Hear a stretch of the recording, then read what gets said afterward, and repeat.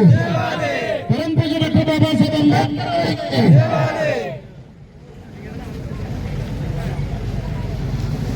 ಇಲ್ಲಿಗೆ ಬುದ್ಧ ಬಸವ ಅಂಬೇಡ್ಕರ್ ಅವರ ಕರ್ಣ ಪದ್ಮ ಪಾದಗಳಿಗೆ ವಂದಿಸುತ್ತಾ ಇವತ್ತಿನ ಒಂದು ದಿವಸ ನೀಟ್ ನಮಗೆಲ್ಲ ಗೊತ್ತಿರುವ ವಿಷಯ. ನೀಟ್ ಪೇಪರ್ ಲೀಕ್ ಸಾಕಷ್ಟು ಪ್ರಾಮಾಣಿಕ ವಿದ್ಯಾರ್ಥಿಗಳು ವರ್ಷ ಪೂರ್ತಿ ಕಷ್ಟಪಟ್ಟು ಅದರ ಹಿಂದೆ ಅವರ ತಂದೆ ತಾಯಿಯ ಪರಿಶ್ರಮ ಇರ್ತದೆ ಅಂತ ಎಲ್ಲ ಅಂಶಗಳನ್ನು ಮುಚ್ಚುನೂರಾಗಿ ಇವತ್ತಿನ ಒಂದು ದಿವಸ ಎಲ್ಲ ವಿದ್ಯಾರ್ಥಿಗಳು ಈ ಲೀಗ್ ಪೇಪರ್ನಿಂದಾಗಿ ಸುಮಾರು 30 ವಿದ್ಯಾರ್ಥಿಗಳು ತಮ್ಮ ಪ್ರಾಣ ಕೊಂಡಿದ್ದಾರೆ. ಈ ಒಂದು ಅನ್ಯಾಯದ ವಿರುದ್ಧ ವಿದ್ಯಾರ್ಥಿಗಳ ಮೇಲೆ ಲಾಠಿ ಚಾರ್ಜ್ ತಾವು ನೋಡ್ತಾ ಇರಬಹುದು. ಪೇಪರ್, ಇನ್ಸ್ಟಾಗ್ರಾಮ್, ಫೇಸ್ಬುಕ್ ನಲ್ಲಿ ವಿದ್ಯಾರ್ಥಿಗಳ ಮೇಲೆ ಲಾಠಿ ಚಾರ್ಜ್, ಗ್ಯಾಸ್ ಸ್ಪ್ರೇ, ಹಾಗಾಗಿ ಸಾಕಷ್ಟು ವಿದ್ಯಾರ್ಥಿಗಳು ಗಂಭೀರ ಗಾಯಗೊಂಡಿದ್ದಾರೆ. ಈ ಸರ್ಕಾರಕ್ಕೆ ಗೊತ್ತಿರಲಿ, ಯುವಕರು ಈ ದೇಶದ ಶಕ್ತಿ, ಆಸ್ತಿ. ಮುಂಬರುವ ದಿನಗಳಲ್ಲಿ ಈ ಸರ್ಕಾರದ ವಿರುದ್ಧ ರೊಚ್ಚಿಗೆದ್ದು ಈ ಸರ್ಕಾರ ಯಾವುದೇ ಕಾರಣಕ್ಕಾಗಿ ಉಳಿದಿಲ್ಲ ಎಂಬುದನ್ನು ಯುವಕರ ಮುಂಬರುವ ದಿನಗಳಲ್ಲಿ ಹೇಳ್ತಾರೆ.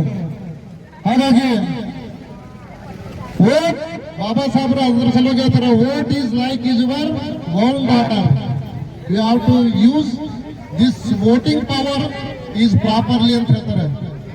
ಈ ಮತದಾನ ಅಧಿಕಾರ ಇಷ್ಟು ಪವಿತ್ರವಾದದ್ದು ಅಂದ್ರೆ ಇದು ಮನೆಯ ಮಗನಿದಂತೆ, ಇದನ್ನು ಯಾವುದೇ ಕಾರಣಕ್ಕೆ ಇದು ಆಗಲೇ ಬಿಡಬೇಡ್ರಿ ಅಂತ ಹೇಳ್ತಾರೆ. ಹಾಗಾಗಿ ಸರಿಯಾದ ಹೊತ್ತಿಗೆ ಅರ್ಹತೆ ಇರುವ ಹೊತ್ತಿಗೆ ನಾವು ದೇಶದ ಇದು ಮತದಾನ ಮಾಡಿದಾಗ ಅಂತ ಸರ್ಕಾರ ನಮ್ಮ ಕಷ್ಟ, ಸುಖ, ನೋವು, ನಲಿವುಗಳಿಗೆ ಅವ್ರು ಸ್ಪಂದನೆ ಮಾಡುವಂತ ಸರ್ಕಾರ ಇರಬೇಕು. ಇದು ಭಾರತದ ಇತಿಹಾಸದಲ್ಲಿ ಬಹಳ ಕರಾಳ ದಿನ. ವಿದ್ಯಾರ್ಥಿಗಳು ತಮ್ಮ ಹಕ್ಕನ್ನು ತಮಗೆ ಒಂದು ಪ್ರತಿಭಟನೆ ಮಾಡುತ್ತಾರೆ. ಇವರು ಪ್ರಜಾಪ್ರಭುತ್ವದ ಕೊಗ್ಗಲ ಮಾಡ್ತಾರಂದ್ರೆ ಬಹಳ ಸೇಮ್ ಇದು. ಇಂಥ ಪ್ರಧಾನಮಂತ್ರಿ ಮೌನ ವಹಿಸಿದ ಅದು ಯಾಕೆ? ಸುಮಾರು 12 ವರ್ಷಗಳ ಅವಧಿಯಲ್ಲಿ ಒಂದು ಪ್ರೆಸ್ ಮೀಟ್ ಇಲ್ಲ. ಪ್ರೆಸ್ ಮೀಟ್ ಮಾಡಬೇಕೊಬ್ಬ ಪ್ರಧಾನಮಂತ್ರಿ ಆಗಿದ್ದರು, ಒಂದು ಪ್ರೆಸ್ ಮೀಟ್ ಇಲ್ಲ ಅಂದ್ರೆ ಇವರು ಸಮಾಜಕ್ಕೆ ಏನ್ ಸಂದೇಶ ಕೊಡ್ತಾ ಇದಾರೆ? ಹಾಗಾಗಿ ಒಂದು ಒಂದು ಹೊರಗೊಳಕಂದ್ರೆ ಅವ ಕುಡಿತಾನ ಅಥವಾ ಕುಡಿಯೋದಿಲ್ಲ, ಅವ ಏನ್ ತಿಂತಾನ, ಕೆಟ್ಟ ಏನೋ ಅಂತ ನೋಡ್ತೇವೆ. ಆದರೆ MP MLA ಆಯ್ಕೆ ಹಣ ಹೆಂಡ ಸರಿಯಾಗಿ ನಾವು ಮತದಾನ ಮಾಡ್ತೇವಲ್ಲ, ದೊಡ್ಡ ತಪ್ಪು ನಮ್ಮದು.